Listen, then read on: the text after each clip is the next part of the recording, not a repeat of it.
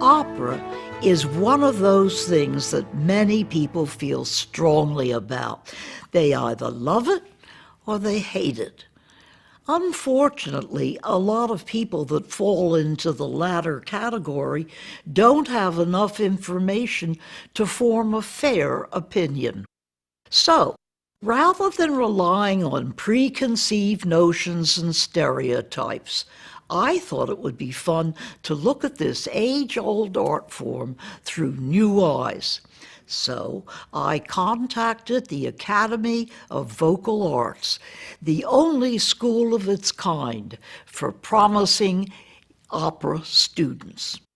There I met a talented young man who helped me appreciate opera in a whole new way. And he wasn't bad to look at either.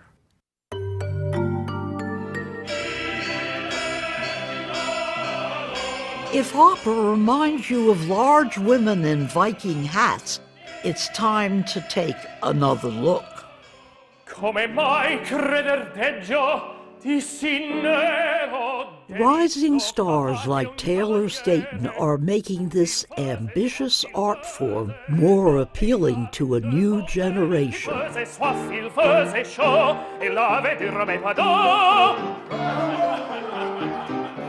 How does an attractive young man like you from Ohio become a rising opera star? Rising. I'm not sure that I'd go that far, but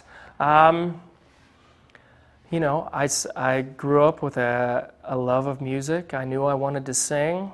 But it wasn't opera music. No. Well, funny thing, I've heard this from a lot of people. You don't choose opera, opera chooses you.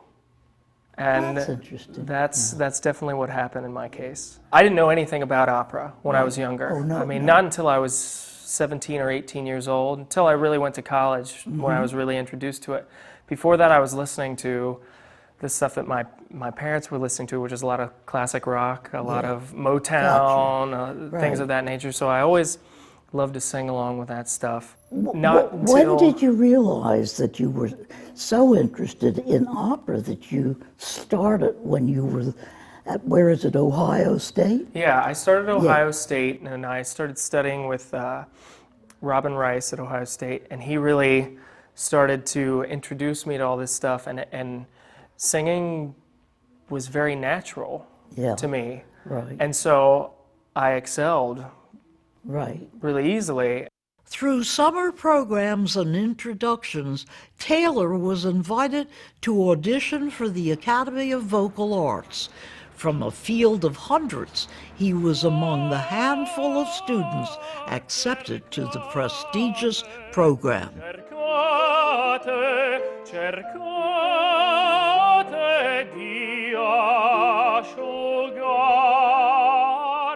For me, it's been an incredible experience to be able to jump so far into these operas. Nowhere else have I ever been that you've had this kind of experience where you really grasp a hold of the music and the text and the characters and everything. I mean, is everybody here on a scholarship of some sort? Yeah. Is it's that right? really incredible. Everyone has a fellowship that gives you X amount of dollars every month that without it, it'd be impossible. Tell us about a typical day that you go through. A typical day, you get up at about 8 o'clock, start moving your voice a little bit.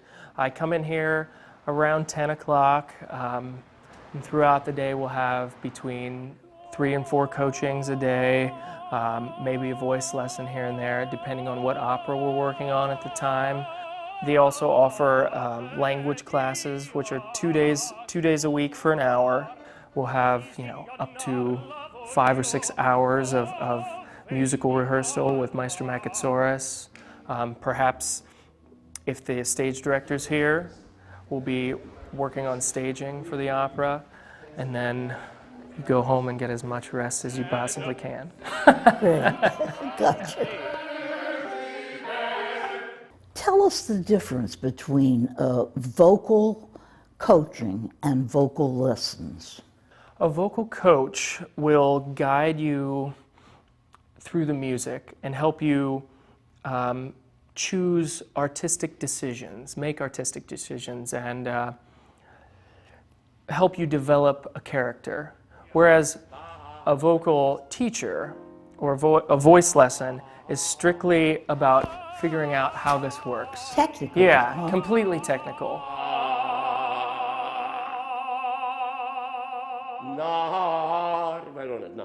A coaching, you'll go into one of the incredible coaches here where you go in and you study arias or you study roles and you just tear things apart. You look at it and you say, well, why did the composer put this text with this piece of music, and how did it go together? And you try to convey it in the best possible way.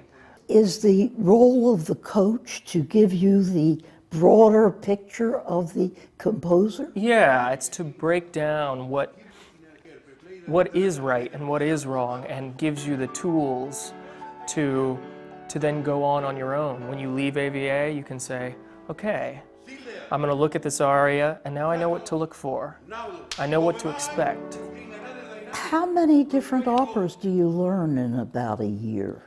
In about a year at AVA, they go through about 5 operas a year. And you can be involved from as many as all 5 to just 1.